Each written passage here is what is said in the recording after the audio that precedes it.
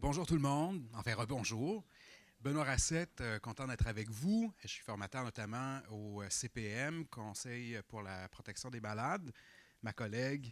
Bonjour tout le monde, Marie-Ève Bédard. Je suis chercheure au Centre collégial d'expertise en gérontologie du Cégep de Drummondville, conseillère pédagogique à la recherche au Centre collégial d'expertise en gérontologie du Cégep de Drummondville et membre actif dans la pratique à la chaire de recherche sur la maltraitance envers les personnes aînées. Donc, Marie-Ève, pour la cause, on peut retenir ça. Bon, je pourrais ajouter aussi que je suis dans le domaine de la défense des droits, de l'advocatie, si vous préférez, depuis presque 10 ans. On allie aujourd'hui nos connaissances dites théoriques et pratiques pour essayer de trouver le plus de stratégies possibles avec vous, dans le but de contrer, bien sûr, la maltraitance. Avant tout, avant qu'on commence pour vrai, très important, c'est une question de droit. Y a-t-il des gens qui ne veulent pas, paraître à l'écran parce que vous êtes filmé actuellement? Est-ce que des gens, tout le monde est à l'aise à son image? OK, ça va.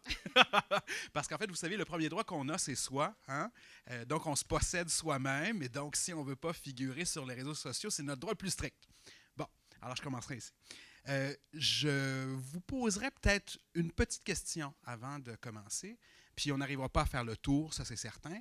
Mais est-ce qu'il y aurait des gens qui ont lu, bien sûr, ce sur quoi on va travailler aujourd'hui, et qui ont une attente en particulier, qui ont une question qui les turlupine en particulier, qui aimeraient dès le début là, le dire à tout le monde? Donc, oui. Est-ce que l'atelier va se référer euh, à la politique? Vous ne connaîtrez pas toutes les politiques que doivent développer les établissements, mais grosso modo, ça va se rassembler. Est-ce que c'est ce que vous allez nous présenter aujourd'hui va nous éclairer sur ce que les établissements s'apprêtent à adopter comme politique à l'égard de la maltraitance envers les personnes aînées? Parce que les rôles des comités de résidents et des comités d'usagers, ils sont traités là-dedans. En fait, il y a deux choses aujourd'hui. Il y a une enquête qui a été faite avant les réformes sur les stratégies qui ont été gagnantes. Est-ce que je peux dire ça comme ça? Et moi, généralement, je tiens compte de la loi des politiques, puis de la nouvelle loi sur la maltraitance, du nouveau plan d'action. Mais c'est sûr que il y a quand même, on va avoir le temps de discuter de la marge de manœuvre au-delà de ça aujourd'hui. Donc, voilà. Est-ce que, donc, la maltraitance, c'est quand même au cœur de ce qu'on va discuter, mais il faut quand même comprendre que c'est assez récent. Hein? Tout juste, je ne sais pas si quelqu'un des CAP ici, le CAP, maintenant accueille les plaintes dans ce sens-là. Il y a des coordonnateurs régionaux qui sont là depuis 2006, je pense, 2010, pardon, mais on recommence à les utiliser. Et là, il y a une nouvelle quand même politique. Là. Donc, c'est sûr qu'il va falloir que tout le monde se réajuste. Je ne sais pas si vous venez essentiellement des comités d'usagers ici ou plus d'institutions. Donc, OK, commençons par ça. Qui vient des comités d'usagers ou de résidents-résidentes? OK, donc à peu près 20 de la salle, c'est excellent. Qui vient des institutions, disons administrateurs, administratrices en CIUS, professionnels? OK. Et des organismes communautaires? OK, bon, on voit vous loger. Merci d'être là. Je reconnais quelqu'un d'Alzheimer, non? Non, d'un organisme, je croyais avoir reconnu quelqu'un. Parfait. Écoutez, alors, je vous laisse, maintenant qu'on sait un peu à quoi s'attendre, je vous laisse entre les mains de Marie-Ève et je vais revenir ensuite pour vous proposer quelques exemples terrain ou quelques idées pour améliorer nos stratégies contre la maltraitance. Donc, rebonjour tout le monde. Moi, je suis vraiment heureuse d'être ici aujourd'hui pour venir vous parler de la portée et des limites des actions des comités des usagers dans le traitement des situations de maltraitance envers les aînés. Donc, le contenu de ma présentation est va être assez concis. Donc, on va commencer par une brève introduction. Le but et les objectifs de la recherche que j'ai menée dans les dernières années, la méthodologie utilisée pour atteindre les objectifs, des résultats, des recommandations pour aider les comités des usagers et les comités de résidents à encore mieux prévenir et contrer la maltraitance dans les établissements. On va faire une petite réflexion sur la bientraitance, étant donné que c'est le thème du colloque aujourd'hui, et une brève conclusion. Donc, ça vous va? On est réveillés cet après-midi? Super. Alors, la défense des droits. Une des fonctions dévolues au comité des usagers et au comité de résidents par la loi sur les services de santé et les services sociaux est celle de défendre les droits des usagers dans les établissements de santé et de services sociaux au Québec. L'exercice de cette fonction-là place les comités des usagers devant des situations de maltraitance envers les aînés qui leur sont rapportées par les usagers, les proches, les membres du personnel ou dont ils sont témoins et pour lesquels ils cherchent à intervenir pour y mettre fin ou prévenir les situations semblables. Dans un contexte de lutte contre la maltraitance envers les aînés et de recherche de moyens pour la prévenir, la corriger ou la faire cesser, il apparaît pertinent et très intéressant d'évaluer les mécanismes de protection des usagers.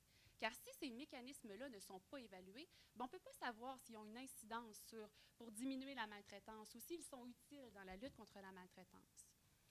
Pour nous aider dans notre réflexion et mieux comprendre ce qu'est la maltraitance envers les aînés, j'ai mis la définition ici. Donc, il y a maltraitance quand un geste singulier ou répétitif ou une absence d'action appropriée, intentionnelle ou non, se produit dans une relation où il devrait y avoir de la confiance et que cela cause du tort ou de la détresse chez une personne aînée.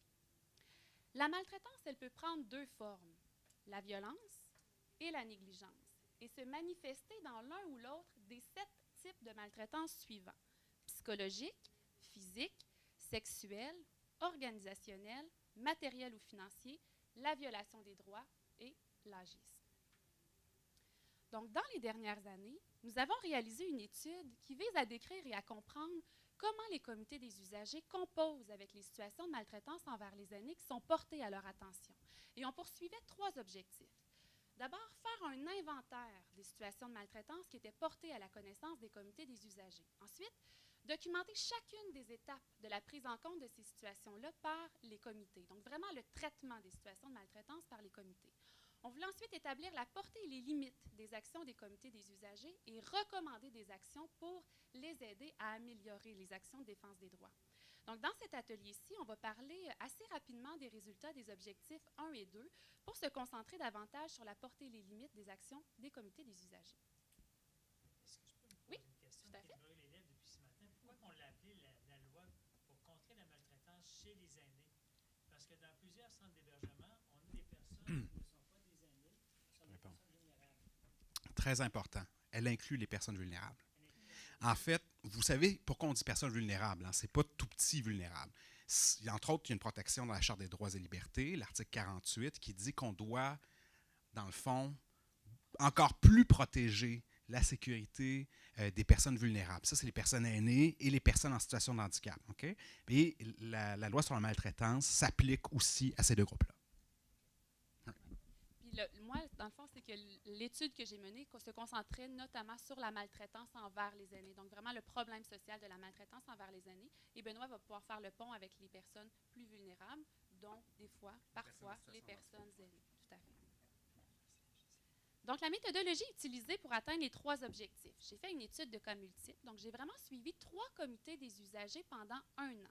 J'ai vraiment assisté à toutes leurs rencontres en y notant leurs échanges, réalisé des entrevues auprès des membres et analysé leurs documents, donc plusieurs procès-verbaux et des rapports annuels d'activité. Et ce qu'on a trouvé, il y a 69 situations de maltraitance qui ont été portées à la connaissance des 3 comités des usagers durant l'année étudiée, donc du mois d'avril 2014 à avril 2015. Sur ces 69 situations de maltraitance-là, il y en a 52 qui se sont produites en centre d'hébergement et de soins de longue durée. Donc ça veut dire qu'il y a quelque chose. Hein. S'il y en a 52 qui se sont produites dans ces milieux-là et que ce sont des comités des usagers qui ont été témoins ou informés de ces situations-là, donc c'est vraiment une ressource où on est conscient qu'il y en a de la maltraitance dans certains milieux.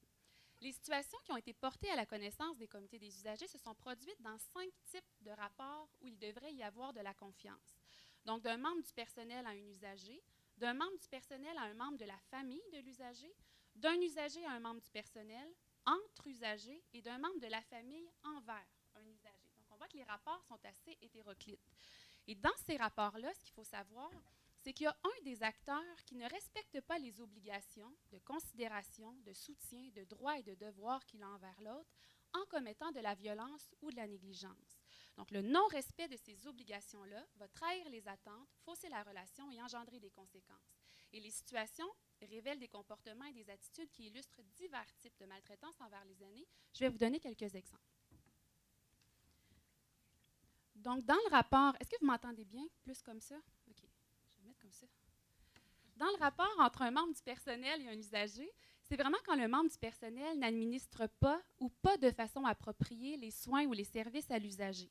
Dans ce rapport-là, on a vu de la maltraitance physique, psychologique, financière, de l'agisme, des violations des droits des usagers.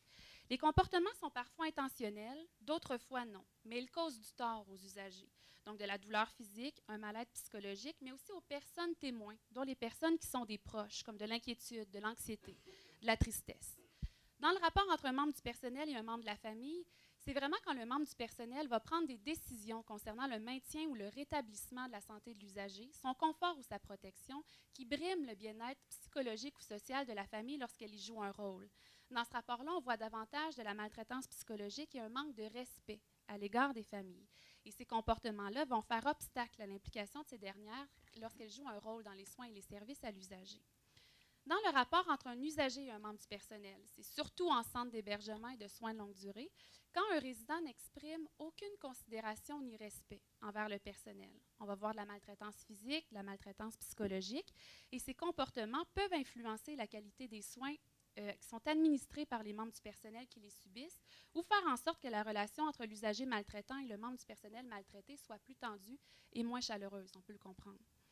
Donc, dans la relation entre usagers, c'est aussi surtout en centre d'hébergement et de soins de longue durée, quand le respect des droits d'un résident se fait au détriment des droits d'un autre, ou quand des résidents atteints de déficits cognitifs ou psychologiques importants ont des comportements violents à l'égard des autres résidents.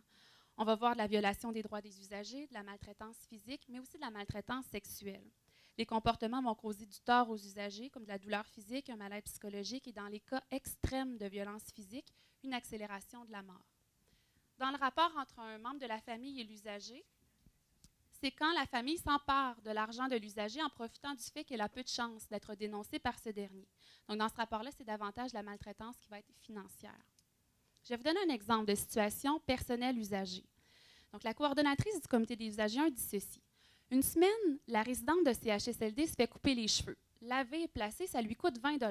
La semaine suivante, c'est un 50 $. C'est pratiquement de l'abus financier. C'est pas normal que la coiffeuse change de prix d'une personne à l'autre. Donc, dans cette situation, ou cette situation-là peut traduire vraiment de la maltraitance financière, puisqu'au dire de la coordonnatrice, la coiffeuse va demander un prix exagéré, mais surtout variable pour les services rendus. Cela va avoir des conséquences sur les familles qui se sont senties lésées par le fait que les prix sont arbitrairement fixés. Elles se sont d'ailleurs plaintes de cette situation au comité de résidents du centre d'hébergement. Il y a plusieurs familles qui siègent à ce comité de résidents. Ça va jusqu'à présent? Est-ce que je parle trop vite? Des fois, j'ai tendance, quand je suis un peu nerveuse, à... OK. Quelles sont les causes des situations de maltraitance? Donc, il y a différents facteurs individuels et organisationnels qui vont se dégager de l'examen des situations portées à la connaissance des comités des usagers. Donc, dans les facteurs individuels, c'est vraiment un manque de respect et de considération envers l'autre, un manque individuel d'empathie et de compréhension de l'autre, la maladie. Au plan organisationnel, c'est un manque de ressources, de personnel, un manque de formation ou le peu de formation adéquate offerte, l'application rigide ou étroite de règles et l'obligation d'appliquer des règles. Ce qu'il faut comprendre de ces facteurs-là, c'est qu'ils ont une influence sur les 5 types de rapports qu'on a vus un peu plus tôt et vont contribuer à ce qu'une ou des personnes manquent à leurs obligations et conduites attendues. Les facteurs, ils peuvent se cumuler et aggraver la situation. Comme par exemple, un manque de personnel peut favoriser une application rigide ou étroite de règles par le personnel ou être aggravé par un manque d'apathie, par exemple. Les résultats du deuxième objectif, donc le traitement des situations de maltraitance. Ce qu'on s'est rendu compte, c'est que les comités des usagers, les comités de résidents vont mettre en œuvre beaucoup d'actions. Mais on a été capable de les regrouper en 4 grandes stratégies. Donc, pour traiter les situations de maltraitance envers les aînés, les membres des comités des usagers vont d'abord s'informer des insatisfactions des usagers ou des proches ou des problèmes dans les milieux. Ils vont prendre connaissance des faits et les analyser pour convaincre les autorités de l'importance des problèmes, pour proposer des mesures ou des solutions, pour informer les usagers ou les proches sur les démarches à prendre pour porter plainte ou pour exprimer une insatisfaction. Ensuite, ils vont les porter à l'attention des autorités et revendiquer un changement et s'assurer de la mise en œuvre des changements. C'est 4 grandes stratégies qui sont mises en œuvre. Quand je parle d'autorité, c'est surtout la direction, le représentant de la direction, qui parfois est une direction ou une adjointe à la direction, et la commissaire aux plaintes. OK, les gens vont mettre des actions en œuvre pour traiter les situations de maltraitance envers les aînés. Mais évidemment, il y a plusieurs facteurs qui vont venir faciliter ce traitement-là. Donc, on en a plusieurs ici. Par exemple, la présence et l'enracinement des membres dans les établissements. Donc, quand les membres sont présents dans les milieux, ça leur permet d'observer, d'écouter, d'échanger avec les usagers, les proches, les membres du personnel et de mettre à leur disposition des moyens d'expression de leur insatisfaction. Par exemple, des assemblées générales annuelles, des activités de promotion et de sensibilisation, etc. Ça va favoriser leur enracinement dans les milieux. Les membres vont se faire connaître en tant qu'individus et comités et à leur tour connaître les usagers, les proches, les membres du personnel. Cette proximité-là avec les gens et le milieu va permettre aux membres des comités d'être témoins de situations de maltraitance ou d'en être informés. Donc, quand ils vont écouter les personnes qui dénoncent, qui vont considérer leurs propos, bien, ils peuvent mieux comprendre leur réalité, c'est-à-dire pourquoi les problèmes leur causent des malaises et leur importance pour eux. Puis ensuite, de les faire voir aux autorités, de leur faire voir des problèmes qu'ils ne voyaient pas nécessairement ou pour lesquels ils n'accordaient que peu d'importance. Quand les membres sont présents dans les établissements, ça leur permet aussi de s'assurer de la mise en œuvre des changements. Donc, ils peuvent observer les efforts qui sont déployés pour corriger les situations de maltraitance ou demander ou poser des questions aux usagers, aux proches, pour voir si les problèmes se corrigent notamment. La concertation et les échanges entre comité des usagers et comité de résidents et la participation des membres à des formations ou à des colloques. Bien, ça permet aux membres de recevoir des suggestions, des informations, de se faire une idée de ce qui se fait dans d'autres milieux pour imaginer plus facilement des mesures ou des solutions aux situations de maltraitance. Ça leur permet aussi de développer une connaissance quant au milieu de vie, aux différentes clientèles qui évoluent dans les établissements, à leur comportement, aux interventions à privilégier. Et ça leur permet d'être plus critiques vis-à-vis des propos des autorités lorsqu'elles vont tenter de justifier un problème ou d'exposer les choix retenus pour la mise en œuvre des changements. La présence des autorités aux rencontres, c'est un autre facteur qui va faciliter le traitement des situations de maltraitance par les comités des usagers. Parce que quand les autorités sont aux rencontres des comités, bien, ça permet aux membres de les informer des situations de maltraitance. Ils peuvent leur faire voir des problèmes qui ne sont pas censés être dans les établissements car ils causent du tort ou de la détresse aux usagers ou aux proches. La nécessité de les corriger, leur demande de changement. Ils vont aussi pouvoir les questionner relativement à ces situations, sur leurs causes ou les actions en œuvre ou à venir pour les corriger. Lorsqu'ils reçoivent les informations pertinentes pour comprendre les problèmes et comment ils ont été jusque-là compris et traités, bien, ils peuvent se les approprier, y réfléchir, les remettre en cause en faisant valoir les besoins, les droits et les intérêts des usagers. Donc, c'est vraiment un pouvoir de suggestion que les membres ont.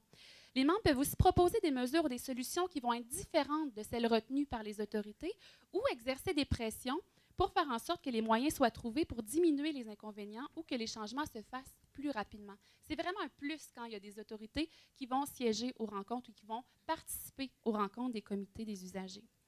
Le suivi des dossiers et les outils pour le faire. Donc, les membres peuvent faire un suivi des situations de maltraitance en les remettant à l'ordre du jour de leur rencontre de comité. Ça va leur permettre d'échanger sur ces situations avec les autorités, notamment pour s'assurer que les changements entrepris soient complétés ou du moins s'informer de leur développement, de leur cheminement et d'être informés des éléments qui peuvent gêner ces changements. Ça permet aussi aux membres de faire des pressions sur les autorités pour leur signaler qu'un problème est toujours là, par exemple. Donc, il y a vraiment plusieurs facteurs. On ne peut pas les passer au complet aujourd'hui, mais vous les voyez ici. Ça va pour les facteurs facilitants? Oui. Vous êtes réactifs aujourd'hui? Super. Donc, dans le traitement des situations de maltraitance, oui, il y a des facteurs qui facilitent, mais il y a aussi énormément de facteurs qui vont limiter le traitement des situations de maltraitance. Bon, encore ici, on ne peut pas tous les nommer, mais par exemple, la non-connaissance ou la non-reconnaissance des comités et de leur rôle dans les établissements. Ça peut faire en sorte qu'il y a certains comités qui ont de la difficulté à circuler librement sur les unités des centres d'hébergement et de soins de longue durée, notamment pour y faire des observations pour détecter les situations de maltraitance. Donc, si les membres n'ont pas d'informations à fournir aux résidents ou des activités ou des animations à réaliser, bien, il y a un membre du comité des usagers 3 qui nous a dit qu'il n'y a pas la certitude que leur présence sera bienvenue sur les unités des CHSLD. La non-connaissance ou la non-reconnaissance des comités, ça peut aussi faire en sorte qu'il y a des comités qui vont avoir de la difficulté à mettre en place des moyens pour promouvoir les comités et leur rôle. Par exemple, le comité des usagers 1 ne pouvait pas mettre leur dépliant dans la trousse d'accueil des nouveaux employés parce que les gens qui étaient sur ce comité, donc les membres du personnel, ne voyaient pas ou ne comprenaient pas la pertinence que les comités puissent mettre leurs dépliants. Mais pourtant, dans les milieux, quand il y a des situations qui se passent, pour pouvoir référer les comités, bien, ça prend les coordonnées, c'est comme un minimum, disons. La peur des représailles vécues par les usagers ou les proches, bien, ça peut faire en sorte qu'il y a des personnes qui ne veulent pas dénoncer les situations, porter plainte, exprimer leur insatisfaction. Elles ont peur que la situation s'aggrave si elles le font. La difficulté à gérer la confidentialité, il y a des membres qui ont de la difficulté à faire ça. Et ça fait en sorte que les échanges dans les rencontres des comités sur les situations de maltraitance sont plus limités ou plus ardus. Les membres doivent s'assurer de ne pas dévoiler les noms des personnes qui ont fait le signalement. Une des façons de s'en assurer est de parler du problème d'une façon neutre et dénominalisée et de voir son rapport aussi avec d'autres situations du même genre dans l'établissement. On a même vu qu'il y a des membres qui parfois vont forcer des proches à dévoiler les noms des personnes qui ont mal agi pour vérifier si la même personne est à l'origine de plusieurs situations commises envers d'autres résidents. Pourtant, la confidentialité des personnes maltraitées et de celles qui font le signalement est importante, tout comme celle des employés maltraitants aussi, parce que si on ne garde pas la confidentialité, bien, ça peut avoir vraiment des conséquences pour ces personnes-là. La difficile montée en généralité des situations de maltraitance. Donc, il y a une présidente du comité des usagers 2 qui est d'avis que les rencontres des comités ne sont pas des moments pour discuter des problèmes individuels, mais bien pour discuter des problèmes qui touchent l'ensemble des résidents. Cette position met en évidence une certaine difficulté à mesurer ou à entrevoir la portée plus générale d'un problème individuel. Fait que lorsqu'un membre parle d'un problème qui a été vécu par son proche hébergé et que les autres membres ne mesurent pas ou n'entrevoient pas cette portée plus générale, ça peut faire en sorte qu'ils ne discutent pas des mesures ou des solutions à mettre en œuvre ou à proposer pour le faire cesser.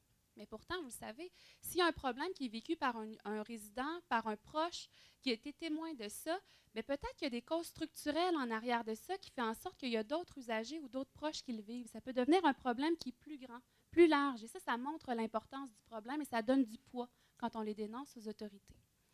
Le manque de temps pour analyser les situations lors des rencontres. Comme les rencontres des comités des usagers sont chargées, on y traite de nombreux sujets. Ces moments ne sont pas toujours suffisants ou idéaux pour que les membres puissent échanger sur les situations de maltraitance et les analyser en profondeur pour décider des actions à entreprendre. On énonce plutôt souvent rapidement ce qui devrait être fait pour éviter qu'elles se reproduisent. L'analyse des situations est pourtant super importante pour bien expliquer les dénonciations ou les demandes de changement d'une façon objective, ainsi que l'urgence d'agir. Quand nos idées sont claires, quand on sait ce qu'on veut dénoncer, c'est plus clair, c'est plus facile d'aller le porter à l'attention des autorités. Les difficultés à documenter les situations de maltraitance aussi, ce n'est pas toujours un réflexe pour les membres.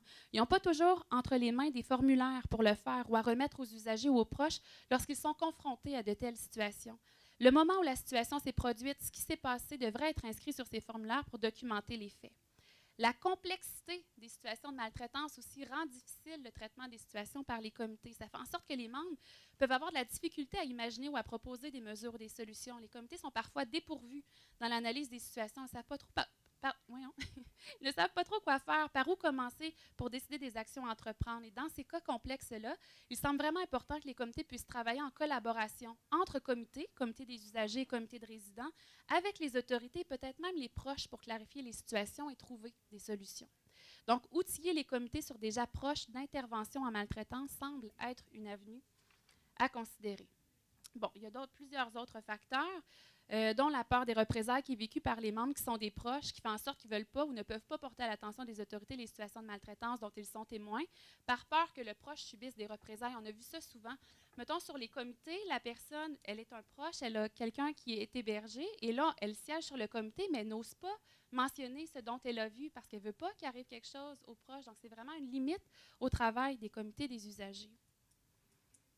Je vais arrêter là pour les facteurs limitants, mais vous voyez qu'il y en a plusieurs. Oui, monsieur? Vous en avez sauté un qui m'apparaît important, c'est oui. L'interprétation du rôle des comités d'usagers versus l'accompagnement. Oui. Actuellement, là, avec le nouveau cadre de référence, ça a posé un certain problème. Est-ce que vous avez quelque chose à dire là-dessus? Je pourrais proposer quelque chose après. OK, ouais. Parfait. Donc, vous voyez, il y a plusieurs facteurs aussi qui peuvent venir. Si jamais vous avez des questions ou que vous voulez en apprendre davantage sur ces facteurs-là, ça va me faire plaisir de d'en discuter avec vous après. Là. Donc, dans les établissements, il y a plusieurs sources de pouvoir auxquelles les comités ont accès et qu'ils vont mobiliser parfois pour défendre les droits des usagers et prévenir et contrer la maltraitance. Donc, par exemple, la source de pouvoir qui découle de l'existence des règles structurelles ou organisationnelles. par exemple la loi sur les services de santé et les services sociaux, les cadres de référence qui encadrent leur fonctionnement. Les comités vont avoir un pouvoir qui découle des règles et des lois, car elles vont établir leur pouvoir formel. Elles vont leur donner une légitimité, un droit d'agir pour recevoir et traiter les situations de maltraitance dans les établissements. Elles vont aussi édicter les responsabilités des autorités à leur égard, donc des responsabilités pour assurer le bon fonctionnement des comités. Ce pouvoir-là est nécessaire, mais insuffisant. Il importe aussi que les autorités reconnaissent la légitimité et la pertinence des comités des usagers dans la défense des droits des usagers et que les autorités et les membres des comités eux-mêmes comprennent bien leur rôle dans la lutte contre la maltraitance pour pouvoir mettre en œuvre des actions. Sinon, c'est plus difficile. La source de pouvoir qui découle de la maîtrise des informations et de la communication. Les comités y ont un pouvoir lié à la maîtrise des informations et de la communication lorsqu'ils s'informent des insatisfactions des usagers ou des proches, prennent connaissance des faits et les analysent, revendiquent un changement et le font en étant crédibles et en forçant le changement, et s'assurent de la mise en œuvre des changements. C'est la principale source de pouvoir des comités des usagers, mais tous les comités n'y puisent pas toujours également dans toutes les situations. La source de pouvoir qui découle d'une maîtrise, la maîtrise d'une compétence particulière ou de la spécialisation fonctionnelle. Donc, les comités n'ont pas toujours de pouvoir lié à cette source. Ils ne profitent pas d'expertise qui leur confère une autorité sur les dirigeants, comme les avocats, par exemple, et dont ils pourraient se servir pour forcer la mise en œuvre de changements, pour prévenir ou contrer la maltraitance. Tu sais, un avocat, quand ça dit « on va faire une poursuite », des fois, ça fait bouger les choses plus rapidement. Mais les comités n'ont pas cette autorité-là, disons. Les membres, toutefois, sont souvent scolarisés et ont une connaissance ou une expérience du réseau de la santé. Ils ont accompagné des proches dans le réseau de la santé. Donc, ils ont des savoirs expérientiels qu'on nomme. Et ça leur confère une certaine expertise ou compétence pour, entre autres, documenter les situations de maltraitance et les expliquer, faire des suggestions pour corriger les problèmes, orienter les usagers ou les proches avec les plaintes. Et cette expertise ou compétence est utile au comité dans leur relation avec la direction et le pouvoir qu'ils peuvent exercer pour la mise en œuvre de changements. Dans la source de pouvoir sur les relations entre une organisation et son ou ses environnements. Donc, les comités ont des pouvoirs liés aux relations entre l'organisation et son environnement. Ils peuvent profiter des activités ou des conseils, des regroupements provinciaux des comités des usagers pour mieux connaître, comprendre ou remplir leur rôle ou leur mandat de défense des droits. Ils pourraient aussi recourir à des avocats ou à des dénonciations dans les médias pour faire bouger les choses, quoique dans les 3 comités des usagers que nous avons étudiés, les membres ne l'ont pas fait. Et la dernière, la théorie, en fait, ces sources de pouvoir-là sont inspirées de la théorie de Crozier et Friedberg. Et la 5e source de pouvoir, la volonté des membres des comités, bien ça a vraiment émergé de nos données, n'était pas prise en compte dans cette théorie-là. Donc, la volonté des membres, c'est vraiment ressorti très fort. Donc, les comités des usagers ont un pouvoir lié à leur volonté de défendre les droits, des volontés qui les motivent, qui les rendent tenaces. Et ces motivations-là grandissent ou se renforcent lorsque les membres sont en mesure de bien comprendre et de bien remplir leur rôle et qu'ils ont une bonne collaboration avec les autorités, que leurs demandes sont considérées, que leur travail est reconnu. Ces motivations-là vont toutefois être mises à l'épreuve lorsque les membres rencontrent des difficultés dans leur fonctionnement. Des fois, c'est plus difficile. Tu sais, quand les membres ont besoin d'un service technique au centre de santé parce que leur adresse courriel ne marche pas ou quoi que ce soit et que là, on leur répond, bien, vous n'êtes pas un employé de l'établissement puis c'est difficile d'avoir, bien, des fois, ça mine la motivation dans nos bonnes actions. Des recommandations pour vous aider à encore mieux prévenir et traiter les situations de maltraitance. Former les comités des usagers et les comités de résidents sur la maltraitance et sa terminologie. Pour bien comprendre ou bien connaître la terminologie québécoise sur la maltraitance envers les aînés, vous pouvez consulter le site de la chaire de recherche sur la maltraitance envers les personnes aînées. Vous allez voir, en haut, il y a un petit ruban, puis il y a vraiment un onglet terminologie. Et cette terminologie-là va vraiment définir la maltraitance, ses formes, ses types, va donner des exemples de comportements ou d'attitudes pour prévenir les interventions qui sont inappropriées. Ça définit aussi l'intention de la personne maltraitante. Donc, www.maltraitance-des-aînés.com. C'est aussi important de former et d'outiller les comités des usagers et les comités de résidents sur la détection de la maltraitance pour qu'ils puissent développer leurs habiletés. Quand on est dans les milieux, qu'est-ce qu'on observe? Comment on échange avec les usagers ou les proches pour être au fait de ces situations-là? Ce n'est pas toujours évident. Pourtant, la détection rapide d'une situation permettrait de la contrer, de prévenir son aggravation et d'inciter à sa dénonciation. S'assurer de faire connaître les comités des usagers ainsi que leur rôle aux membres du personnel, à la direction. Là, comme les membres semblent déjà être présents assez régulièrement dans les milieux et qu'ils mettent en place des moyens de signalement des situations, ils devraient aller à la rencontre du personnel pour se présenter, plus présenter leur rôle de défense des droits et de lutte contre la maltraitance et le soutien qu'ils peuvent apporter aux usagers ou aux proches. La direction générale devrait aussi mieux faire connaître ces comités aux membres du personnel. C'est une de leurs responsabilités. Le ministère devrait sensibiliser davantage les directions au rôle des comités pour qu'elles puissent leur offrir encore de meilleures conditions de participation. Les membres des comités doivent aussi apprendre à davantage structurer leurs discussions et leurs analyses des situations de maltraitance pour avoir suffisamment le temps de les dénoncer et de faire le suivi aux autorités lors de leurs rencontres. S'assurer que les membres échangent sur leur rôle de défense des droits et le fonctionnement des comités pour le remplir, pour vérifier leur efficacité, pour développer des outils pour s'aider. Ça peut être intéressant pour les membres d'échanger avec d'autres comités pour prendre connaissance de divers aspects de leur fonctionnement ou d'avoir des idées ou de demander conseil aux regroupements provinciaux des comités des usagers. Favoriser le travail en réseau pour traiter les situations de maltraitance, pour mieux traiter ou plus facilement ou plus rapidement les situations complexes.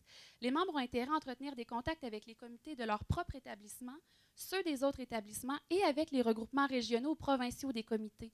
De favoriser un travail en réseau pour traiter ces situations. Ils peuvent même faire appel à l'avocate du C3S où, dans notre étude, on a vu qu'il n'y a aucun membre de comité qui ont orienté des usagers vers le centre d'assistance et d'accompagnement aux plaintes ou le curateur public. C'est peut-être des liens qui mériteraient d'être renforcés. Ensuite, réduire la peur des représailles pour que les situations soient dénoncées et traitées. Donc, il y a des mesures qui doivent être prises pour réduire la peur des représailles vécues par les usagers, les proches ou les membres des comités des usagers qui sont des proches. On peut, par exemple, assurer la confidentialité des personnes qui dénoncent ou signalent les situations, donc l'anonymat, la montée en généralité des situations, ou de demander à la direction d'envoyer un message clair aux membres du personnel ou à la direction qu'aucune forme de représailles ne sera tolérée. Donc, l'ensemble des recommandations ici, ce que ça montre, c'est que pour pouvoir bien traiter les situations de maltraitance envers les aînés et obtenir du changement, les membres doivent pouvoir interroger, avoir l'information pour analyser, comprendre et trouver des solutions. Petit mot sur la réflexion sur la bientraitance, étant donné que le colloque est là-dessus. Donc, il faut garder à l'esprit que les comités des usagers et les comités de résidents, ils ont un grand rôle à jouer. Quand ils mettent en œuvre leurs actions de défense des droits, ils contribuent à replacer les usagers ou les proches au cœur des préoccupations des établissements, à faire connaître leurs inquiétudes et leurs besoins, à modifier les comportements, à changer le regard porté sur leur réalité, un regard plus sensible, plus moral, à améliorer leur qualité de vie et leur quotidien. Donc, une recommandation supplémentaire, c'est vraiment important que les comités des usagers ne pensent pas exclusivement en termes de lutte contre la maltraitance, mais aussi de promotion de la bientraitance, qu'ils s'équipent intellectuellement ou conceptuellement sur la bientraitance pour penser les situations et leur traitement en termes de bientraitance. Donc, ça pourrait vraiment leur permettre de revoir leur façon de faire pour qu'elles soient encore meilleures, en s'assurant que leurs actions accomplies ou suggérées conviennent aux usagers ou aux proches, en s'adaptant à leurs préférences et à leur rythme, ou en respectant mieux la confidentialité des propos échangés, par exemple. Cela pourrait aussi leur permettre de proposer des mesures ou des solutions qui sont encore plus en accord avec les besoins ou les volontés des usagers ou des proches, en trouvant des mesures ou des solutions avec eux et non pour eux, par exemple, ou en s'inspirant des bonnes pratiques et des bons services dans les milieux pour faire changer les choses. Quand on est au courant des bonnes pratiques, des bons services, c'est facile de s'en inspirer puis de les montrer aux autorités. Des fois, c'est un levier pour contrer des situations qui sont plus problématiques. Donc, en conclusion, ici, l'étude que nous avons menée permet de mieux connaître et comprendre la manière dont les comités s'y prennent pour défendre les usagers contre la maltraitance et garantir le respect de leurs droits. Comment ils parviennent, par moment, à avoir une influence sur les décisions prises dans les établissements pour faire bouger les choses. Comme perspective de recherche, pourrait être vraiment intéressant de refaire une étude dans le nouveau contexte du réseau socio-sanitaire. Parce que, comme le monsieur disait, il y a eu l'adoption du projet de loi 10, il y a aussi eu l'adoption de la loi visant à lutter contre la maltraitance envers les aînés. Donc, dans ce nouveau contexte de fonctionnement et de signalement obligatoire, ce serait vraiment pertinent et très, très intéressant de refaire une étude sur le traitement des situations de maltraitance envers les aînés par les comités des usagers pour documenter ce qui a changé ou non dans leurs actions de défense des droits et dans leur pouvoir. Donc, pour voir vraiment ce qui se passe réellement dans les milieux aujourd'hui. Et dernière chose, recueillir la parole des usagers maltraités, soutenus et accompagnés. Parce que dans cette étude-ci, La majorité des situations nous ont été rapportées par des membres des comités, mais ça serait vraiment intéressant d'avoir la parole directement des personnes qui ont vécu ces situations-là pour les entendre, oui, sur les situations qu'ils ont vécues, mais aussi sur leur traitement des situations par les comités des usagers, pour qu'ils puissent eux-mêmes voir si les comités, est-ce que ce que font les comités répond à leurs besoins? Est-ce que c'est la bonne chose pour eux? Donc, il manque cette parole-là aux usagers ou aux proches pour qu'ils puissent eux-mêmes évaluer les mécanismes qui sont mis en place pour prévenir et contrer la maltraitance dont ils sont la cible. Alors, une belle parole de M. Mandela, j'ai appris que le courage n'est pas l'absence de peur, mais la capacité de la vaincre. Et je vous dis bon travail, les comités des usagers, les comités de résidents, parce que ça en est tout un, puis vous en faites du bon. Fait que continuez.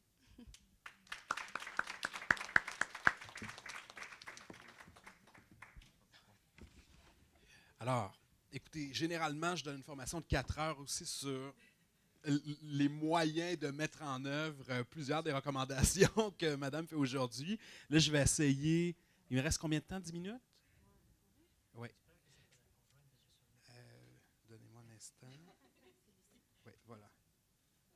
Mais bon, sachez qu'on pourra en reparler de toute façon. C'est un premier moment qu'on a ensemble de discuter de la bientraitance. Mais avant la bientraitance, il y a aussi des droits, mine de rien.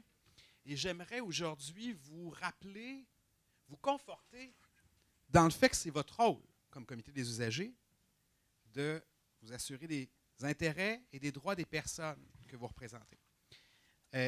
En conclusion, notre ami a proposé quelque chose de très important aussi. Comment cueillir la parole des usagers et des usagères, comment savoir ce qu'elles et eux vivent dans le système. Ça pourrait être un moyen défi, puis je suis sûr que vous seriez les meilleurs pour réaliser ça. Plus loin, je propose d'ailleurs d'habitude des moyens pour y arriver. C'est sûr qu'on peut faire appel à des ressources externes pour le faire, soit dit en passant. Il y a des chercheurs, chercheuses comme Madame ici. Quand vous êtes dans un comité de résidents d'un centre de réadap, il y a des expertises à l'interne. N'hésitez pas à faire appel à des gens qui ne font pas juste à regarder les statistiques, mais qui cueillent directement la parole. C'est tous les gens en communication sociale, par exemple, qui peuvent animer, qui peuvent aller chercher ce que les gens pensent en groupe, parce que c'est pas facile. Les gens ont peur, on le remarque. Moi, je dois vous avouer, j'ai fait le tour d'une vingtaine de comités d'usagers dans les 2 dernières années avec une formation, et la peur des représailles augmente. Elle s'est intensifiée depuis la grande centralisation qu'on a vécue dans les 2 dernières années. Il faut trouver des moyens pour arrêter d'avoir peur puis continuer, au fond, à faire notre travail comme comité d'usagers. Donc, comment faire? Peut-être plaider. Plaider, ça veut dire avoir comme assise les droits du monde. Mais aussi, peut-être, connaître ce qui a fonctionné. Même dans le cas de recours, par exemple. Même quand les avocats s'en sont mêlés. Comme le grand recours qu'on connaît, là, qui fait qu'on est ici aujourd'hui. Des fois, ça nous permet d'avoir des arguments. Parce que souvent, on est plutôt confronté à toute la bureaucratie, à des manières d'expliquer les soins qui sont très loin de nous. Mais si on a en poche des exemples légaux, ça peut être utile, sans être obligé de lancer des actions en justice, là, seulement d'être au courant non seulement de la loi, des droits, mais aussi de cette nouvelle loi sur la maltraitance. Et bon, ça c'est bien beau, vous me dites, il faut savoir tout ça, mais comment on y arrive? Je vais essayer de faire ça rapidement. Je voulais vous expliquer peut-être ce qu'est un advocate ou ça veut dire quoi plaider, mais vous le savez, en fait, on plaide pour garantir aux personnes qu'on peut les entendre, qu'on peut les défendre, et surtout aux personnes dites vulnérables. C'est très important. C'est votre première priorité comme comité d'usagers. Parce que souvent, si vous êtes là, c'est parce qu'elles ne peuvent peut-être pas le faire elles-mêmes, ou encore parce qu'elles ont besoin d'un surcroît de protection, de sécurité, et il ne faut jamais oublier ça. Et ça ne vient pas de nulle part. Les personnes vulnérables, je l'ai dit un peu plus tôt, là, ça vient même de la Charte des droits et libertés. On le précise dans la Charte des droits et libertés, c'est quoi une personne vulnérable. Puis je vous rappelle que la Charte des droits et libertés, c'est au-dessus des lois. Évidemment, quand vous allez dans l'exercice de votre fonction comme comité d'usagers travailler, on va vous dire, écoutez, ce n'est pas dans vos fonctions comme comité d'usagers, ce n'est pas dans le cadre de référence, ce n'est pas dans la politique qu'on applique ici, ce n'est pas dans notre manière d'allouer les ressources que de répondre à ces besoins-là.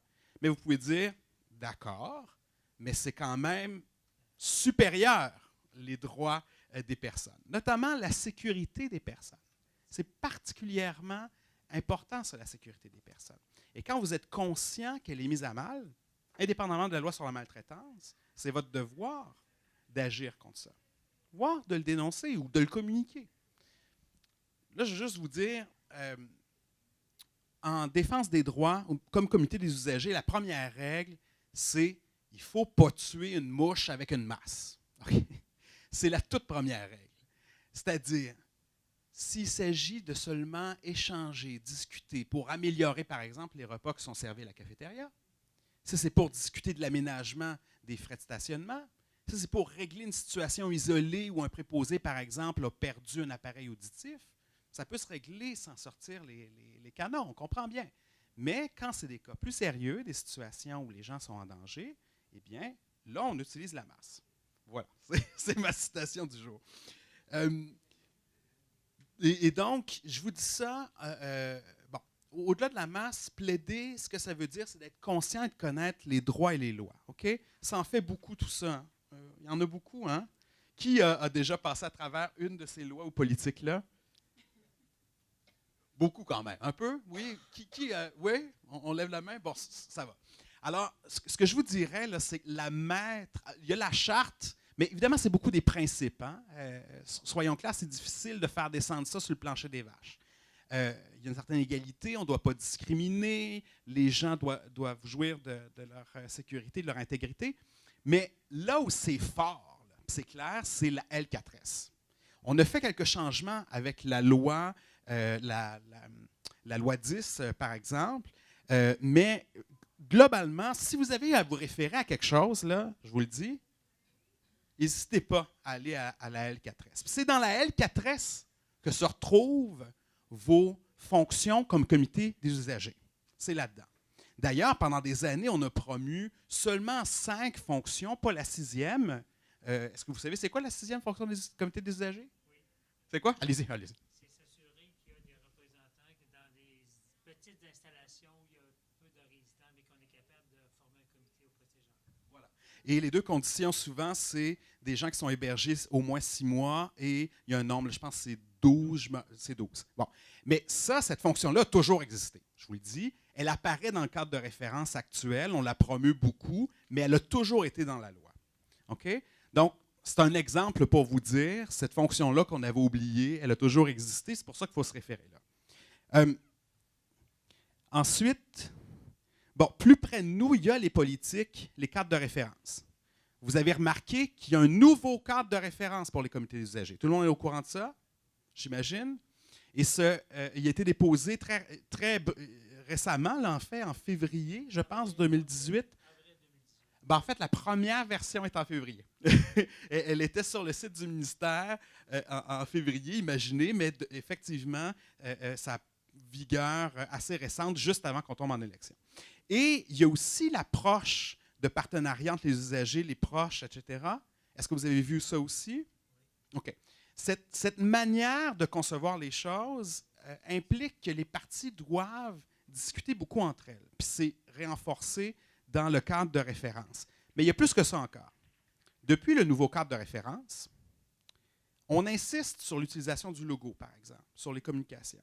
Parce que malgré l'indépendance des comités des usagers, qui a toujours été dans la loi, on dit que maintenant, les comités des usagers sont dans la structure des établissements. Vous comprenez ce que ça veut dire? Donc, quand c'est dans la structure des établissements, ça veut dire qu'il faut que le service des coms appuie votre sortie publique, par exemple, ou le fait que vous fassiez une promotion. Moi, je vous dis, prenez des notes, là. Vous avez une question? Oui? Parce qu'en réalité, c'est exactement l'inverse qu'on vit, par exemple, dans notre CHSLD. Exactement l'inverse. Avant, on avait de l'appui de communication, on avait une agente administrative localement, sur place. Là, la structure est gigantesque. On ne sait pas à qui s'adresser. Et résultat, on n'a pas de soutien. Il faut tout faire par nous-mêmes. Mais ça, c'est une autre réalité. Puis est-ce que c'est un centre de réadaptation? Est-ce que c'est un CHSLD? Parfait. Oui, effectivement, ça, c'est une autre logique. Avec les superstructures des CIUS ou des CIS, c'est sûr que l'identité que vous aviez là, en étant dans un centre de réadapt ou un CHSLD est perdue. C'est plus difficile d'avoir des ressources. C'est plus lointain, effectivement. Sauf que, normalement, je parle de l'usage du logo, vos messages. Dans les comités où je me promène, on remarque un surcroît de contrôle sur les communications qui sont émises, alors qu'avant, c'était flou. Mais évidemment, il y a eu des pratiques qui ont existé différentes partout au Québec. Là. Quand on est sur le territoire de Trois-Rivières, ce n'est pas souvent la même réalité pour toutes sortes de raisons. Mais là, il y a une formalisation avec le nouveau cadre de référence. Puis on insiste, par exemple, beaucoup plus sur l'entente nécessaire entre les parties que sur les droits et libertés. Mais moi, je vous le dis, les droits et libertés sont plus importants pareil. Même si ici, on écrit, on s'en fout, c'est une inspiration, je suis désolé, ce n'est pas une inspiration. Quand on fait des actions en justice, ce sont nos assises très souvent. Et les actions en justice visent à démontrer que les personnes sont vraiment lésées dans leurs droits fondamentaux très souvent. Okay? Mais il reste que ce qui est utile, c'est de savoir beaucoup de ces choses-là. Et donc, quand on a à défendre quelqu'un, par exemple, à une échelle individuelle, quand on a à défendre un groupe, ça doit être compris dans notre argumentaire. Il faut aussi se baser sur les droits. Bon, il y a d'autres niveaux. Il faut aussi se baser sur les besoins. Hein? Les besoins, c'est important. Comment on les collecte, les besoins des gens? On le fait, madame le fait, des questionnaires, on rencontre des groupes, on converse, tout ça. Ça, c'est une autre manière de témoigner aussi des besoins du monde. Donc, on parle des droits, on a besoin de défendre à propos des droits, mais aussi on a besoin de démontrer les besoins. Est-ce qu'il y a des gens ici qui ont des questionnaires, j'imagine, qui utilisent des questionnaires pour collecter les besoins des membres, etc.? Qui a des questionnaires ici? Des sondages, etc.? Vous en avez toutes et vous en avez toutes? Oui? Bon, enfin. Pardon? Pas beaucoup? D'accord. Mais sachez que ça, c'est une manière intéressante d'avoir de l'information. Évidemment, il faut l'adapter. Les gens avec qui on fonctionne ont souvent de plus en plus des problèmes cognitifs, nécessitent qu'on adapte notre message. Il faut être très simple dans nos questionnaires. Il ne faut pas faire des questionnaires trop longs, bien sûr. Et ça, il existe toutes sortes de moyens de vous guider. Je vous invite à lire, par exemple, tout ce qui est sur le design universel, l'accessibilité universelle, Ville inclusive, un site extraordinaire où vous avez des manières de vous adresser aux personnes âgées, etc. Donc, quand vous faites des questionnaires, il faut que vous adaptiez aux gens à qui vous vous adressez. Et l'important, c'est l'année après année. Si vous voyez, par exemple, 3 ans de fil, voir un problème revenir chez une masse critique des gens que vous défendez, eh bien là, vous pouvez facilement défendre ça comme besoin. Donc là, vous comprenez, vous accrochez le droit. Après ça, vous dites, ça fait 3 ans que, par exemple, on n'arrive pas à avoir tel service dans le CHSLD. Et, bon, le 3e niveau, j'oserais dire, c'est aussi de comprendre ce qu'est tout ce langage bureaucratique. Et ça se peut qu'on n'y arrive jamais. C'est normal, c'est pas grave. Mais il reste que c'est souvent ce qu'on va vous adresser comme réponse. Si vous plaidez, par exemple, que les gens sont lésés dans leurs droits, on va vous dire, bien, écoutez, vous voyez, à partir de telle politique, selon l'allocation des ressources par ici, etc., on n'arrivera pas à répondre à votre demande. Alors là, il faut persister, il faut discuter, il faut répéter, il faut mieux documenter, etc., etc. Et peut-être même aller chercher de l'aide.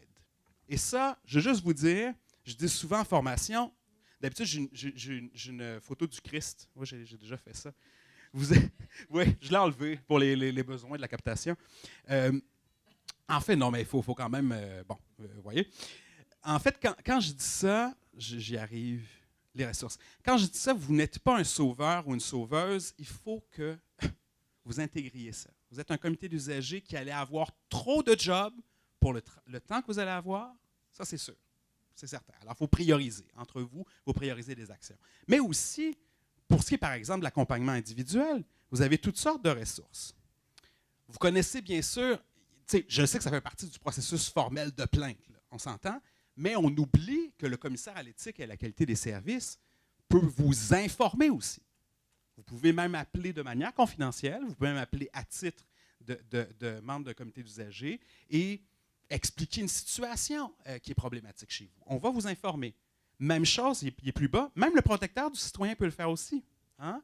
Et mieux encore, sur protecteurduscitoyen.qc.ca, vous avez des exemples extraordinaires d'enquêtes toutes les semaines. Ça peut même vous donner des idées, vous rassurer, telle situation, est-ce que je suis vraiment dans mes droits, est-ce que je peux aider le patient, je suis désolé pour dire patient, en anglais c'est patient, mais donc l'usager, etc., pourrait voir sa situation améliorée parce que ça a déjà été l'objet d'une plainte qui a bien cheminé. On parlait plutôt, notre ami Marie-Ève parlait plutôt du CAP, super important. Vous savez qu'il y a des CAP partout sur le territoire. Le Centre d'assistance et d'accompagnement aux plaintes, eux aussi peuvent prendre en charge, notez bien, ils peuvent prendre en charge un dossier. Hein? Est-ce que vous êtes d'accord avec moi? Non, oui, c'est ça. Si vous ne pouvez pas, par exemple, allouer toutes vos ressources pour accompagner individuellement des plaintes là, dans votre CHSLD, je veux dire, le CAP est formé pour ça. Il y a des conseillers professionnels. Ils font un très bon travail. Et vous pouvez même aider, vous pouvez même travailler ensemble. Hein?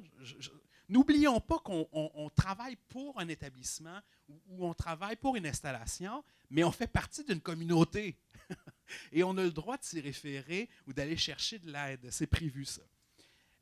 Aussi, dans le cas spécifique de la maltraitance, je vous rappelle qu'il y a des coordonnateurs contre la maltraitance. D'ailleurs, j'ai la liste ici. Là, il y a un coordonnateur ou une coordonnatrice par région. Numéro de téléphone, vous appelez. Eux, ils peuvent vous aider à identifier qu'est-ce qu'un cas de maltraitance, premièrement. Quel genre de solution on peut déployer sans tout brasser. Bref, etc. C'est des ressources importantes. L'OPHQ, on parlait des personnes vulnérables, voire des personnes en situation de handicap. On y pense rarement. Monsieur, vous en parliez un peu plus tôt. L'OPHQ, c'est l'agence gouvernementale qui est responsable de vérifier, en fait, que les gens font des plans d'action, les institutions comme les institutions de santé ou les villes, etc., mais ils font de l'accompagnement individuel aussi. S'il y a une personne en situation de handicap dans votre CHSLD qui a un besoin précis pour l'adaptation, par exemple, ou que toutes sortes de problèmes, vous n'êtes pas obligé de vous tuer à l'ouvrage, là. Vous pouvez effectivement faire appel à des ressources comme celle-là. Et, le CPM, bien sûr, d'où je suis, il y a un site web avec l'information. Le RPCU a aussi de l'information sur son propre site. Et je vous rappelle quelque chose, ça fonctionne dans plein de régions du Québec, pas toutes, là. Le 211. Est-ce qu'il y a des gens ici qui connaissent le 211? Bon, OK. Ce n'est pas le 311 qui sont les services InfoSanté, ni le 811. Le 211, c'est les organismes communautaires sur votre territoire. Vous avez une personne qui a des problèmes de nutrition, peut-être pas de nutrition, mais en fait qui a besoin d'accéder à une banque alimentaire. Vous avez quelqu'un qui a une polyarthrite rhumatoïde. Personne ne sait ce que c'est. Bon, on peut appeler la société d'arthrite qui peut informer sur la maladie, sur comment accompagner une personne en telle situation. Vous avez, je ne sais pas, des proches aidants qui aimeraient être mieux soutenus. Il existe de plus en plus d'organismes qui les accompagnent. 2-1, il y a un recherchiste, une recherchiste qui fait le travail pour vous et qui vous aide à trouver une ressource en presque 48 heures. Donc, des fois, vous pouvez les inviter à vos rencontres de comité aussi. Quand il y a un problème que vous voulez traiter, puis vous dites, il me semble que j'aurais besoin d'une ressource pour avoir davantage d'informations, invitez-les à vos rencontres de comité. Ça va leur faire plaisir de vous donner de l'information là-dessus. Après ça, ça vous aide pour faire le suivi de votre dossier. Exactement. Et sinon, vos droits en santé, vous avez vu une promotion sûrement à l'externe, faite par le cabinet de Matt Ménard. Et du Calois aussi, qu'on oublie souvent, c'est peut-être pas spécifique aux droits en santé, mais c'est sur les questions testamentaires, ça fait la job. Sur les questions de logement, quelqu'un qui vient d'arriver en CHSLD, vous ne savez pas si son bail est encore valide, peu importe, il y a du Calois. Ça peut vous aider à vous renseigner. Même, il y a un service d'information aussi. Ils peuvent même se déplacer chez vous. D'ailleurs, je veux juste le rappeler, là, bon, le CPM, on a des formations aussi. Le CAP pour aller vous rencontrer. Le protecteur du citoyen, vous pouvez faire une activité avec quelqu'un qui représente le protecteur du citoyen. Éducalois, je ne suis pas sûr de tous les services qu'il offre, mais écoutez, bref, n'ayez pas peur de demander de l'aide. C'est ce qu'on dit souvent en santé mentale, etc. Si vous voulez continuer à être efficace comme comité, il ne faut pas avoir peur d'aller là aussi. Et donc, les ressources spécifiques pour la maltraitance, c'est ça, donc les coordonnateurs régionaux. Il y a des centres de recherche aussi. super important. On en a parlé un peu plus tôt. On a la chance d'avoir une chercheuse avec nous qui nous a montré que les gens trouvaient des solutions. C'est encourageant. Mais il y a plein de groupes spécialisés. Je pense, entre autres, le CRIR, là, qui est tout en haut, .ca. C'est super intéressant. Ça, c'est à Montréal, si vous êtes à Montréal, bien sûr. Il y a là des chercheurs, des chercheuses en réadaptation, en orthopédagogie, sur les questions cognitives, sur les questions gériatriques. Bref, c'est très aidant. Puis, vous pouvez même faire appel à certains professeurs, chercheurs un jour. Si vous avez un petit 2000, je sais que vos budgets ne sont pas extraordinaires. Ça, il faudrait les augmenter, c'est une autre solution. Ça. Mais il reste qu'il est possible, et c'est même encouragé dans le dernier cadre de référence. Vous voyez, j'ai été critique à son égard, mais quand même, il y a des bonnes choses dans ce cadre-là. Il rappelle ça, vous pouvez, avec l'argent des comités, embaucher une ressource pour venir vous aider, mieux cueillir l'information sur le terrain, ou animer, ou vous informer. Donc, tout ça. Évidemment, les questions aussi interculturelles, il y a des ressources spécialisées, la santé, bref. Oui. Oui, en fait, je voulais juste parler d'une ressource aussi. Pardon, oui, je voulais juste mentionner une ressource aussi super importante dans le domaine de la maltraitance, c'est la ligne Aide à but aîné. Donc, si vous voulez, tout à l'heure, on tient un kiosque, on a des pamphlets aussi, mais on est ouvert à tous les jours, même les journées fériées, de 8 h le matin à 8 h le soir. Je vais vous donner les coordonnées. C'est un numéro sans frais, c'est le 1-888-489-2287. Alors, le 1-888-489-2287, c'est n'importe qui vit une situation de maltraitance ou qui voit une situation de maltraitance. On offre aussi des services de consultation professionnelle. Écoutez, vous êtes équipés. Vous êtes équipés. En sortant d'ici, vous l'êtes encore plus. Sinon, vous aviez évoqué quelque chose par rapport à l'accompagnement. Oui. Rappelez-moi sur Le nouveau cadre de référence, il limitait un petit peu l'accompagnement que pouvaient faire les membres d'un comité d'usagers. Oui. Il y a eu un imbroglio là-dessus. Le ministère l'avait écrit pour ne pas que les personnes ressources, entre autres, accompagnent les gens lorsqu'il est question d'élaborer des plans d'intervention, des plans de soins.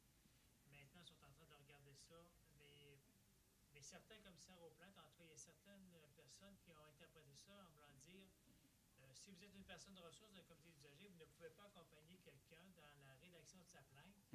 Cette fonction-là est dévolue au comité des usagers et ne reconnaissent pas nécessairement que la personne de ressources fait partie du comité des usagers. Alors, il y a un petit imbroglio à ce niveau-là. Mais ça, effectivement, le statut de la personne ressource a été beaucoup discuté. On le sait, vous le savez, il y a souvent un certain leadership parce que la personne a une mémoire de ce qui se passe. Hein, ça bouge tellement dans les comités parfois. Elle est très connaissante souvent des droits, des lois, des manières de faire. Donc, même si on voulait en faire une personne assistante, il reste qu'elle a beaucoup de connaissances. Je sais que de manière spécifique, on a voulu circonscrire ça. Il y avait quand même une bonne raison derrière, mais dans les faits, c'est compliqué. Mais la bonne raison, c'est qu'un comité des usagers, on remet beaucoup ça en question, mais c'est central. Ça devrait être un lieu de démocratie important. C'est pour ça que ça a été constitué aussi. Il faut que les usagers soient au centre. Ce n'est pas juste de la philosophie, c'est essentiel pour être sûr qu'on ne les oublie pas. Le problème qu'on a, mais ce n'est pas un problème, mais il faut composer avec, c'est que nos usagers, surtout en CHSLD, sont de plus en plus vieux, présentent plus souvent des troubles cognitifs, etc., etc. Peut-être qu'il y a 40 ans, on n'avait pas anticipé ça, on va se le dire. Et donc, les personnes ressources sont devenues peut-être plus prépondérantes dans les comités qu'elles auraient dû. Mais c'est pas grave. Là. Moi, j'en connais personnellement qui sont extraordinaires. Là, on les veut tous comme amis. Ils peuvent nous aider n'importe où dans le système de santé. Mais c'est ça. Donc, je pense qu'il y a moyen de recadrer leur fonction tout en n'enlevant pas des possibilités au comité de faire des choses. Mais oui. Je peux-tu faire juste un petit ajout? On parlait tantôt de moyens pour atténuer la peur des représailles. Oui. Moi, je pense que si on fait accompagner un usager qui veut porter plainte par une personne ressource qui est un salarié, on a moins peur des représailles qu'un bénévole. Intéressant. Une première proposition. Il y a quelqu'un qui prend des notes, là. Est-ce que ça prendrait une personne salariée pour représenter les usagers? C'est une question, ça. Effectivement, parce que les personnes usagères se sentent parfois, en tout cas, mais souvent pas les personnes usagères, mais les membres de comité d'usagers, vous n'avez vu d'autres, là. Mais effectivement, peut-être que ça amènerait plus de neutralité. On peut se poser la question. Moi, ce que je dis, c'est qu'il y a plusieurs manières d'échapper à ce risque-là. Par exemple, il y a déjà eu, je pense que, je ne vais pas pointer des gens là, pour ne pas vous identifier, mais il y a déjà eu dans l'Est, CIUS de l'Est, un commissaire qui agissait lui-même pour directement prévenir les représailles. Donc, qui, par exemple, quand voyait se dessiner un risque de représailles, allait voir les intervenants, disait, vous savez, selon l'article 60, je ne sais même plus c'est lequel, l'article 73. L'article 73 de la Loi sur la santé et les services sociaux, nul ne peut exercer ou tenter d'exercer des représailles. Okay? Il le rappelait. Et quand c'est une figure d'autorité, effectivement, qu'il rappelle, c'est beaucoup plus difficile pour les intervenantes de ne pas l'accepter. Mais ce qui fonctionne souvent, puis c'est peut-être là la force que vous avez comme comité d'usagers, c'est qu'on peut agréger les choses. On ne laisse pas la personne tout seul aller se défendre. On peut, par exemple, voir des cas qui reviennent, trouver des situations qui se ressemblent et présenter ça de manière groupale sans juste défendre une personne. Des fois, on n'a pas le choix de défendre le cas d'une personne particulièrement. Et je vous rappelle quelque chose d'important, par exemple. Est-ce que les comités des résidents peuvent défendre directement les personnes? Normalement, selon la loi, la défense, oui, mais l'accompagnement, non. Voilà. La défense des intérêts et des droits, bien sûr. L'information, toujours. L'accompagnement, c'est dévolu au comité des usagers. Comité des usagers. C'est important de faire la distinction. Les comités de résidents et les comités des usagers, vous savez, c'est distinct. Il y a 6 fonctions. Il y en a 3 qui sont dévolues au comité des résidents. Donc, j'ai pas... oui. D'où l'importance pour les comités de mesurer ou d'entrevoir la portée plus générale d'un pouvoir individuel. Parce que comme les comités de résidents n'ont pas nécessairement cette fonction inscrite clairement dans la loi, un problème individuel peut parfois révéler un problème qui est beaucoup plus général. Donc, de s'attarder à montrer cette généralité-là, c'est vraiment une force que peuvent avoir les comités de résidents. Il y a une question. Oui, allez-y. Je vais aller porter. Bonjour. On nous avait dit qu'au niveau des comités des résidents, un comité de résidents ne pouvait pas défendre un usager, etc., c'est-à-dire l'accompagner. Mais par contre, en tant qu'individu, la personne peut l'accompagner. Alors, est-ce que c'est vrai? Si cet individu fait partie d'un comité des résidents, a-t-il le droit, en tant qu'individu et non en tant que comité, d'accompagner quelqu'un? Malheureusement, il n'y a pas de réponse claire à ça. Parce que c'est précisément une zone grise. Une personne est une personne. Un citoyen peut... en fait, non, commençons par les usagers. Un usager a le droit d'être accompagné, que ce soit par une personne professionnelle, comité des usagers, un ami. Partons de là, c'est un droit évident. Maintenant, le comité des usagers, c'est difficile de ne pas... Le comité des résidents, c'est difficile de ne pas en être quand on y est. Donc, moi, j'aurais tendance à vous dire prudence, parce que ça va être difficile pour vous de défendre que vous n'êtes pas du comité des résidents. Et ça pourrait se traduire par un blâme, etc., etc. Puis même envenimer vos relations. Bon. Moi, je pense, la défense des droits, ça demeure une de vos prérogatives, mais il faut toujours la jauger comme il faut. Okay? Quand on décide d'être moins dans le partenariat ou la collaboration, en principe, il faut toujours l'être selon le cadre de référence, mais quand on décide d'être un peu plus tough, il ne faut pas le faire pour rien. Parce que 90%, je pense, des problèmes que vous allez trouver en CHSLD peuvent se régler autrement que par du travail tough. Est-ce que vous êtes d'accord avec moi? Bon, alors, soyons toujours conscients de ça. C'est important. Et de toute façon, c'est l'esprit du cadre de référence. Le cadre de référence qui nous dit qu'il faut rester collégial, il ne faut pas entacher, etc., gravement les relations, ils sont précis à cet égard-là. Puis, je vous dirais qu'il y a malheureusement des CIUS qui l'appliquent plus que d'autres. Et là, on va revenir à la situation dont vous parlez. Vous avez parlé d'une zone grise. Ça se pourrait très bien que dans certains endroits, ça fonctionne. Exemple, il n'y a plus de président du comité des usagers. Il n'y a plus de comité des usagers opérants. Je ne veux pas pointer un groupe, mais ça arrive que le comité des résidents reste le seul interlocuteur. Qu'est-ce qui arrive dans ce temps-là? Et ça existe. Évidemment, il n'y a pas tous les 6 fonctions, il ne peut pas les remplir. Mais je vous dis, ça a été opérant, c'est arrivé. De la même manière, il y a, je pense à Châteauguay, entre autres, ils arrivent à faire leur communication eux-mêmes, ils ont un site web, etc. Normalement, si on suit au sens strict le nouveau cadre de référence, si c'est un site web qui n'est pas celui du CIUS, ça serait problématique. Mais moi, je vous dis, soyez badass et vérifiez. Si évidemment, ça ne compromet pas vos relations. Vous comprenez ce que je veux dire, là? Si vous faites un geste politique qui est sur la limite ou dans les zones grises, attendez-vous à ce que ce soit compliqué après et que vous le payiez. Alors faites-le pour les bonnes raisons.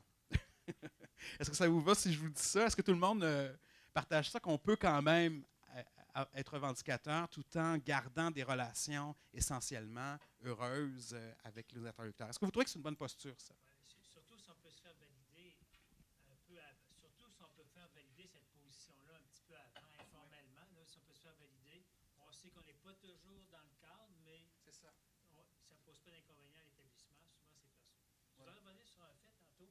Il faut comprendre aussi, moi j'ai toujours comme réflexe de dire il n'y a pas une organisation qui est meilleure que le monde qui les habite. Hein? Chez nous, on a 13 comités de résidents, parce qu'on a 13 CHSLD. J'interagis avec 6-7 chefs de service. Et je peux vous dire que c'est à géométrie variable. Oui. La relation du comité de résident avec son chef de service, c'est pas dépendamment de l'établissement, c'est dépendamment de la personne avec qui on transmet. Absolument. Puis, écoutez, j'ai rencontré des comités d'usagers, peut-être plus avant la réforme qu'après, je suis désolé de vous le dire, mais qui disaient, mais mon Dieu, c'est extraordinaire, on a en face de nous un directeur général qui veut changer les choses, on est capable d'avoir des relations porteuses, on a réussi à faire tel changement. Et ça, c'est quand on a accès au PDG. Là. Maintenant, c'est plus difficile au CIUS à Montréal, par exemple, ou dans d'autres territoires. Mais comme vous dites, il y a des chefs de service qui sont différents. T'sais. Si les gens de l'alimentation sont très, très cléments, puis que vous arrivez à discuter avec eux, puis tout ça, puis ça fonctionne, gardez cette relation. Gardez intacte cette relation-là, s'il vous plaît. Mais si, évidemment, c'est plus compliqué, il faut vous rappeler que vous êtes là pour défendre les intérêts et les droits. Ça, c'est important de ne pas l'oublier. Puis malheureusement, il y a une volonté, avec les politiques qui s'alignent, il y a une volonté d'insister sur ça, d'éviter d'avoir recours à la justice, par exemple. Je ne vous dis pas que vous, comme membre du comité de résidents, vous devriez... de toute façon, vous ne pouvez pas, là, mais aller en cours. C'est pas ça que je vous dis, mais il reste que, comme certains recours qui ont marché dans le passé, ça existe, tout simplement. N'oublions pas ça. OK. Qu'est-ce qui serait peut-être pertinent? Est-ce qu'il y aurait quelque chose que vous aimeriez qu'on vienne ensemble? Parce que moi, je peux faire 4 heures avec vous, là, mais je veux être certain que ça répond à vos besoins. Donc,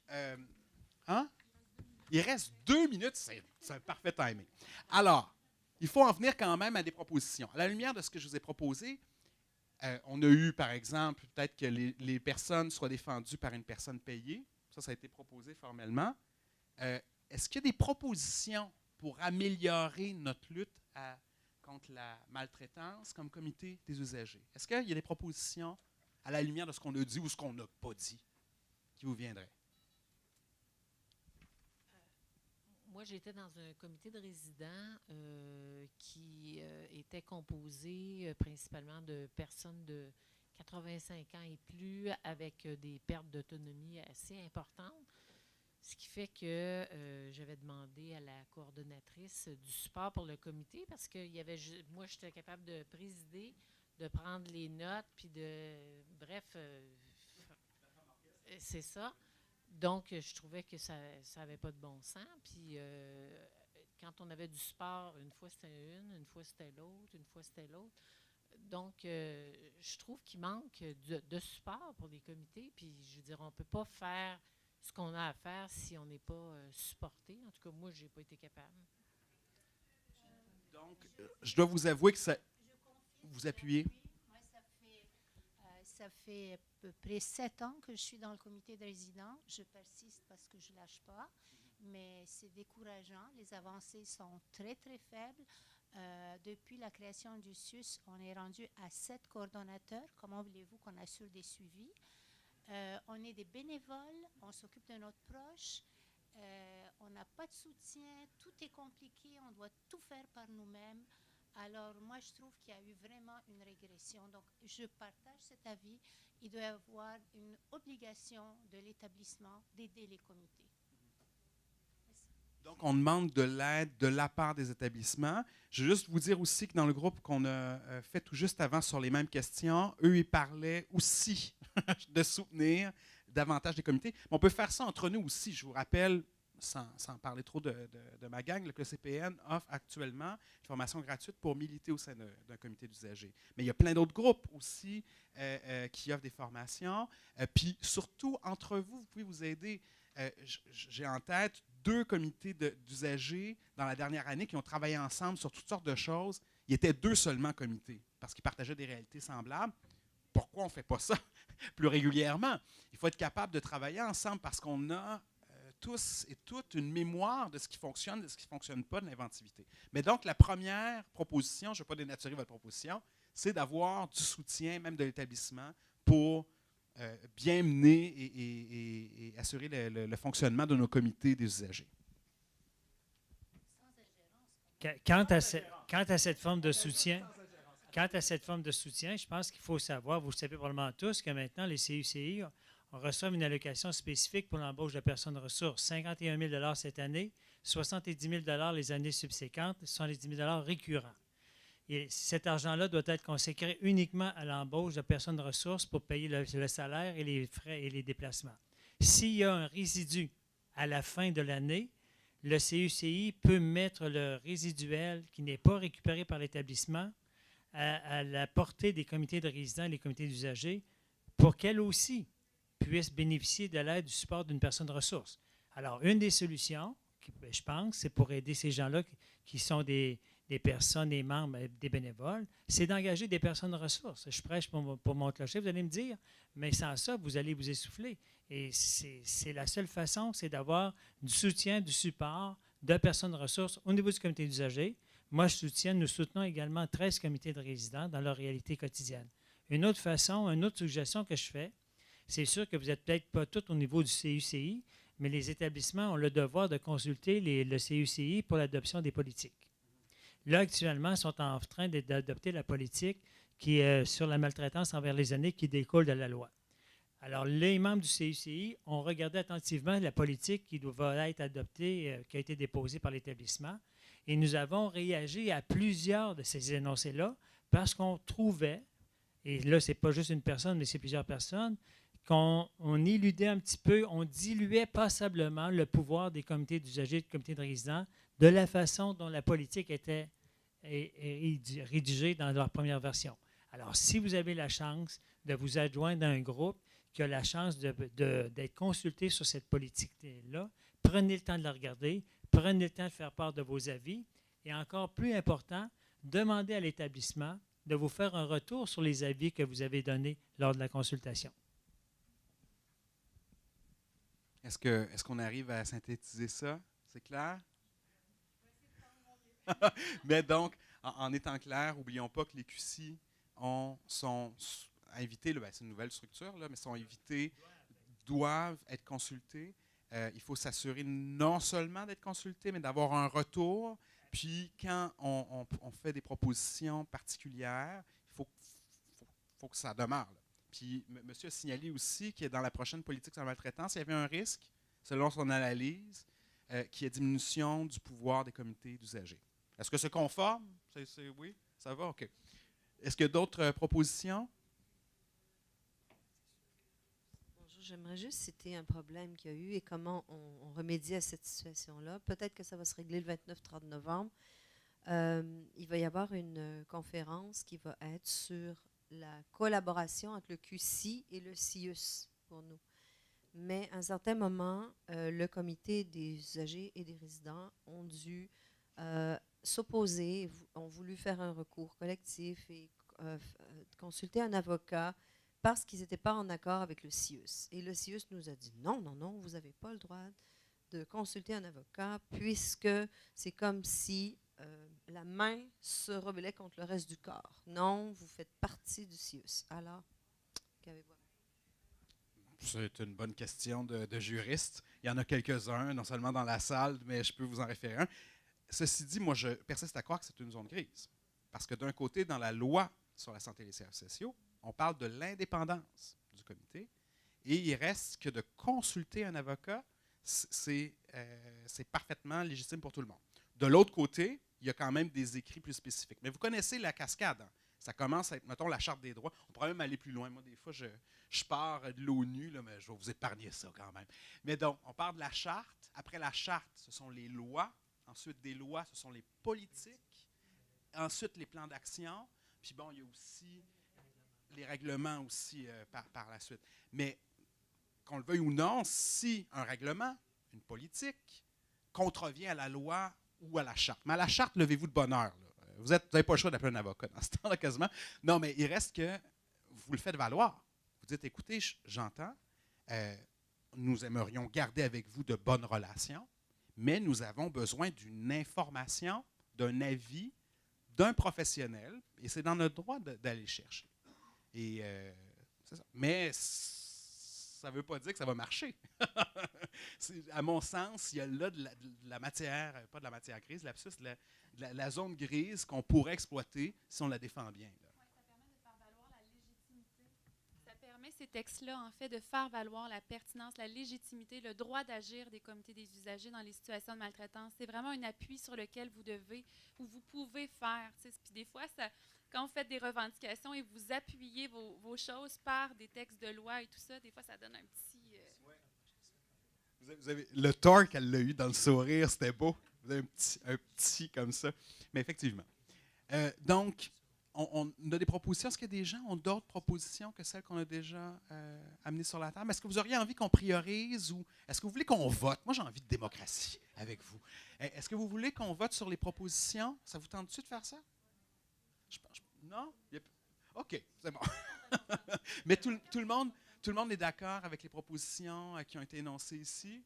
Ça va pour tout le monde? Dans une assemblée délibérante, quand personne demande le vote, c'est que c'est pas... OK, donc on est en situation d'unanimité. Merci. Il a dû être président d'assemblée délibérante à quelques reprises.